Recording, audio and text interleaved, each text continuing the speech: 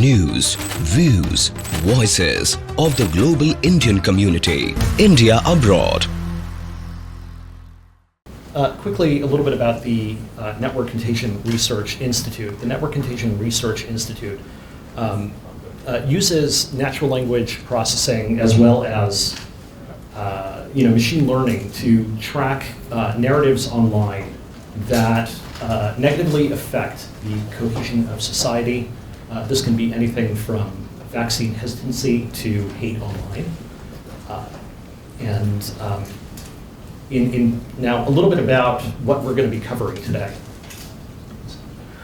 In 2023, the Network Contagion Research Institute released a report that was actually, shameless plug, was cited in the Washington Post about inauthentic cyber activity by Khalistani extremists leading to real world or preceding or leading to and following real-world anti-Hindu actions, from attacks to protests to referendums.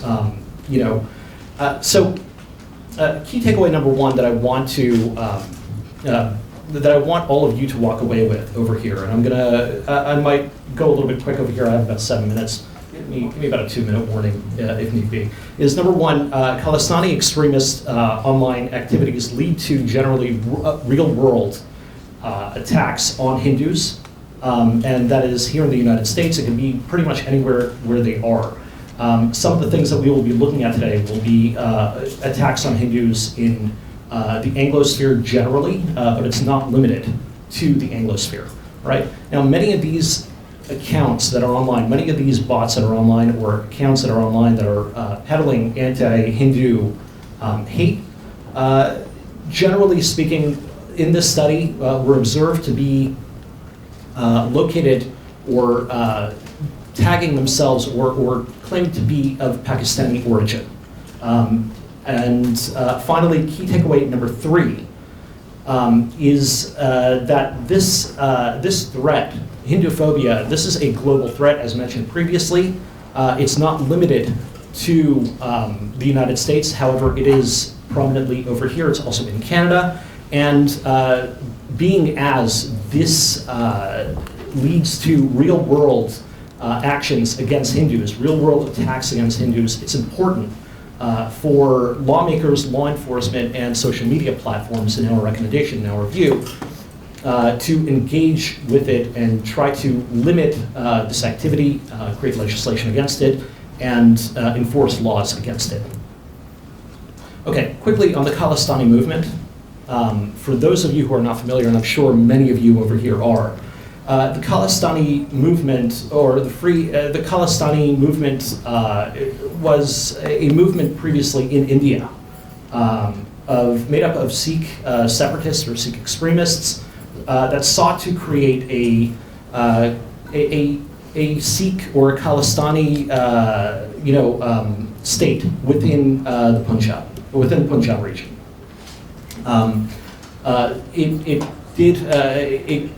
In their conflict with India,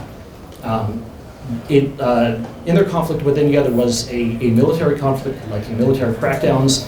The Khalistani movement, in turn, was known, had retaliated by assassinating Indian politicians and carrying out attacks against civilians in general.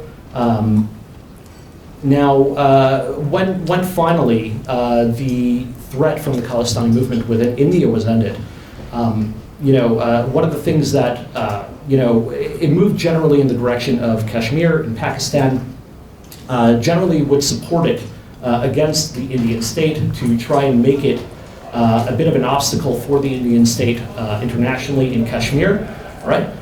Now, as the Khalistani movement is no longer in India, it's moved to the diaspora, and it was repped by organizations such as Bawar Khalsa, the International Sikh Youth Federation, both of which I believe are designated by the State Department as terrorist organizations. And they had carried out terrorist attacks against Hindus in places like Canada, in Ireland, and other locations around the world. Finally, some of this is going to focus a little bit on Sikhs for Justice, SFJ.